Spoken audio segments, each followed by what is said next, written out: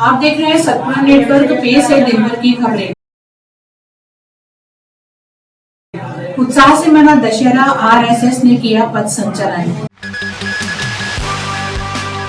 भाजपा सरकार करवा रही चांदामेटा में रामलीला, पूर्व विधायक बावरिया ने की शिकायत। कलाकारों के शानदार अभिनय से यादगार बनी चांदामेटा की रामलीला।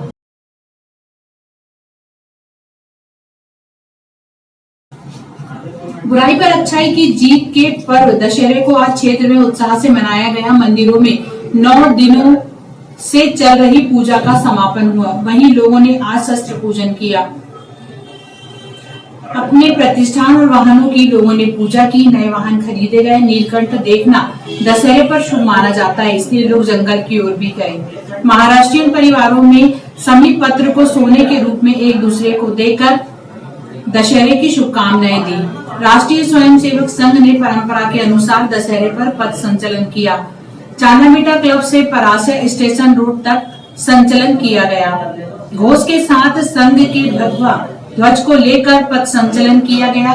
शिवाजी की युद्ध यात्राओं में शामिल भगवा ध्वज को थोड़े बदलाव के साथ आरएसएस ने अपने ध्वज के रूप में स्वीकार किया है। ध्वज को ही गुरु मानने की संघ में परंपरा है। गुरु पूर्णिमा कार्यक्रम में संघ ध्वज का ही गुरु के रूप में पूजन करता है। घोष की धुन पर जहां से भी संचलन गुजरा, लोगों ने पुष्प वर्षा कर इनका स्वागत किया। संघ की पहचान खाकी हाफ पैंट और वहां मुड़ी शर्ट रही है। संघ ने बीते कुछ सालों से अपनी गणवेश में परिवर्तन किया है। अब गणवेश में फुल पैंट भी शामिल हो गई है। काली टोपी के साथ पूर्ण गणवेश में संचलन करते स्वयंसेवक आकर्षण का केंद्र होते हैं।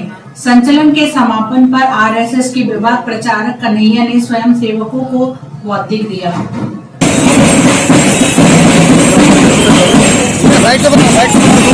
साइड हो जाओ।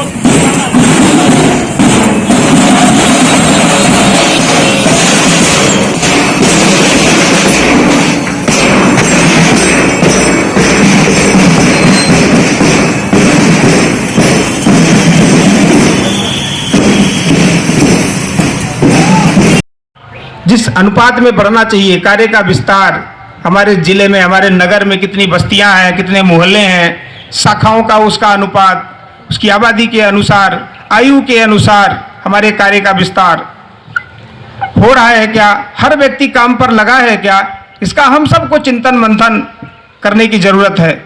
और दूसरा कि आज हम देखते हैं कि आसपास जो सामाजिक समस्याएं दिखाई देती हैं, अनेक प्रकार की समस्याएं हैं। अगर आप चिंतन करेंगे तो आप देखेंगे आपके आसपास कौन कौन सी चुनौतियां खड़ी हो रही हैं। चाहे वो मतांतरण का मामला हो, चाहे वो अलगाववाद का मामला हो, चाहे वो लव जिहाद का मामला हो, अनेक प्रकार की चुनौतियां, समस्याएं हमारे आसपास दिखाई देती हैं।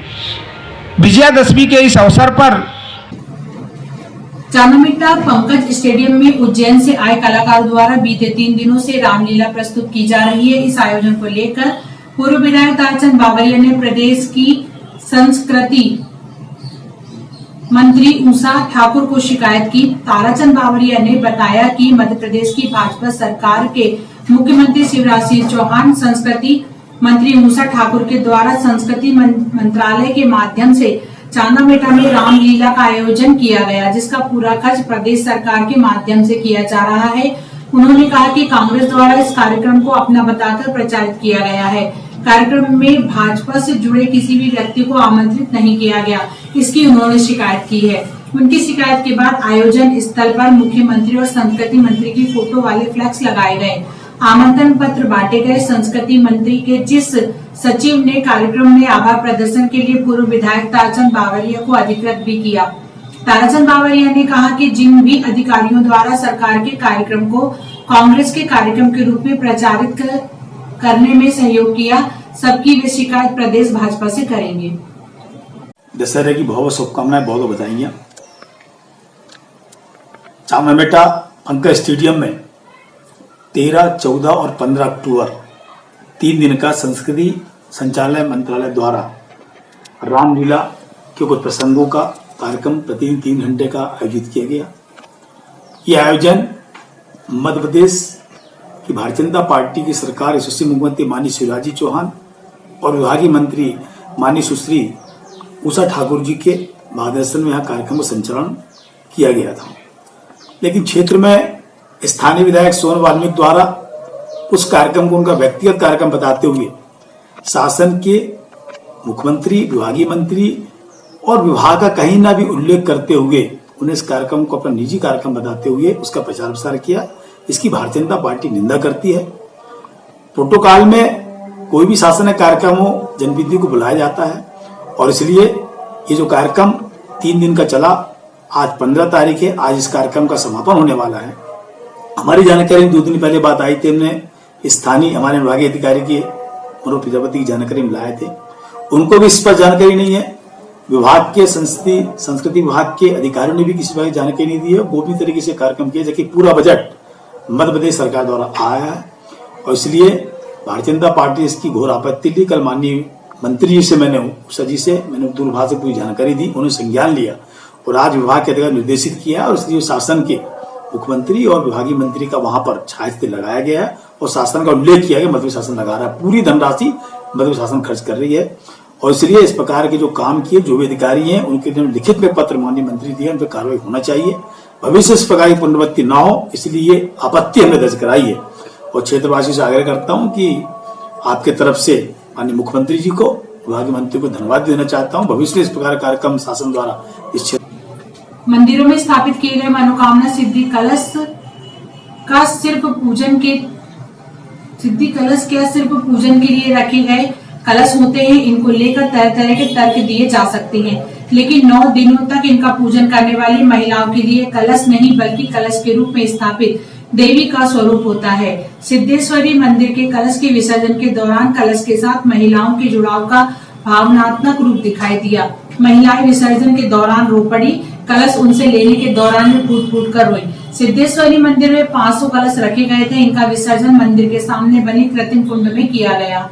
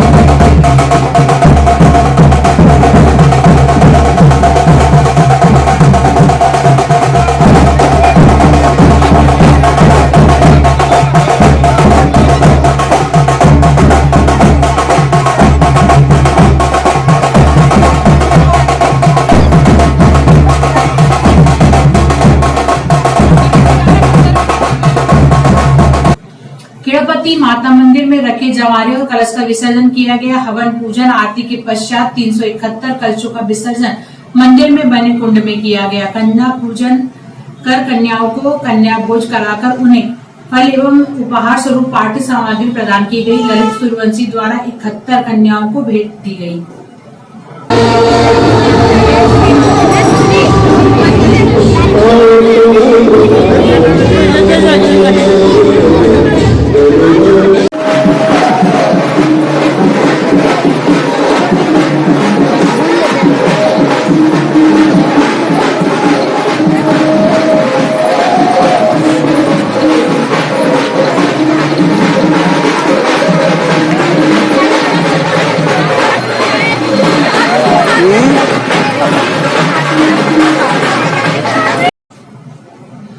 सेवा दल के अध्यक्ष और समाज सेवी ललित सूर्यवंशी द्वारा खेड़पति माता मंदिर में प्रतिदिन फलाहार का वितरण किया गया। रोजाना सुबह साथियों के साथ आरती में शामिल होकर उन्होंने फलाहार का वितरण किया।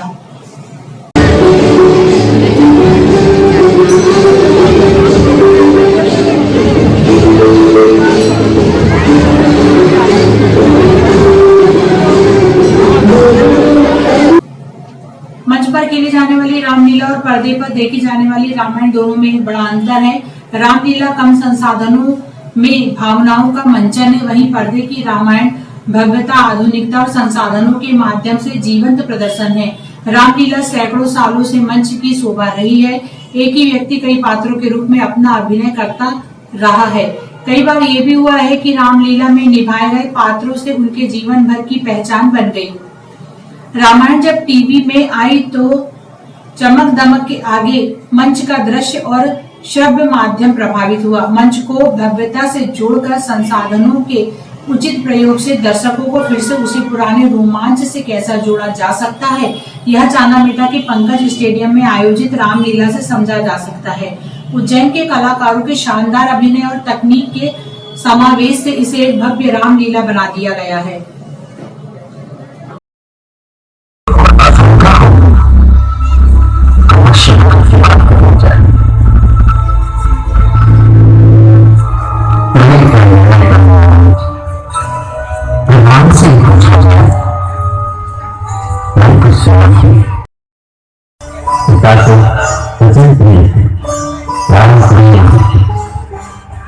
जिस वचन के लिए राम प्यार दिया, ऐसे वचन के पिता के वचन को न पालते हुए अपने वियोग को तोड़ दे तो पिता को संतोष नहीं होगा। मैं तो तुम्हें इतना कहता हूं कि पिता के लिए वचन है तुम्हें तुम पालो और मुझे भी पालन करना और सुनिए तुमके पालक होगा। आपके कहने में मुझे उत्साह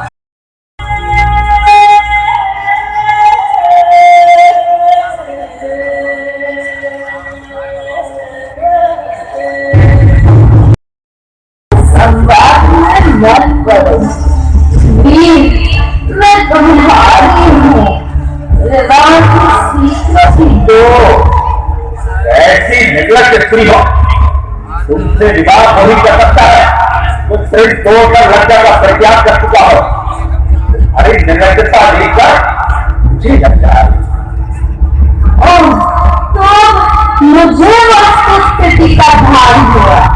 तुम दोनों भाई हुआ परिहास कर रहे हो। राम, मेरे परिहास का आरंभ तुमने किया। लक्ष्मण के पास बार बार तुमने ही भेजा मुझे, इसने मुझे उत्तर देने के पूर्व तुम्हें देखा था। तुम्हारे ही संकेत पर इसने मेरा अपमान किया है। मैं तुमसे बदला लेकर रहूंगी। राम, तुम इस कुरूप और विकृत धंसे पेट वाली गद्दा का आश्रय लेकर मेरा विशेष आदर नहीं करते। अतः तुम्हारे देखते देखते मैं इस मानव जी को खा जाऊंगी और इस साथ के न रहने पर तुम्हारे साथ विचरण करूंगी।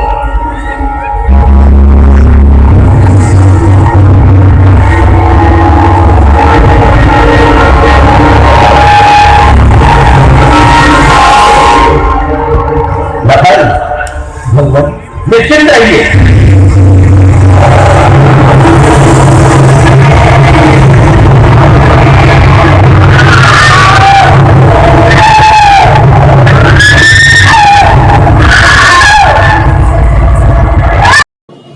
समाचारों के अंत में एक नजर आज की खास खबरों पर। उत्साह से मना दशहरा, आरएसएस ने किया पथ संचलन। भाजपा सरकार करवा रही चांदामेटा में रामलीला, पूर्व विधायक बावरिया ने की शिकायत। कलाकारों के शानदार अभिनय से यादगार बनी चांदामेटा की रामलीला। कल फिर मिलेंगे नई हलचल के साथ, तब तक के लिए इजाजत दीजिए। नमस्कार।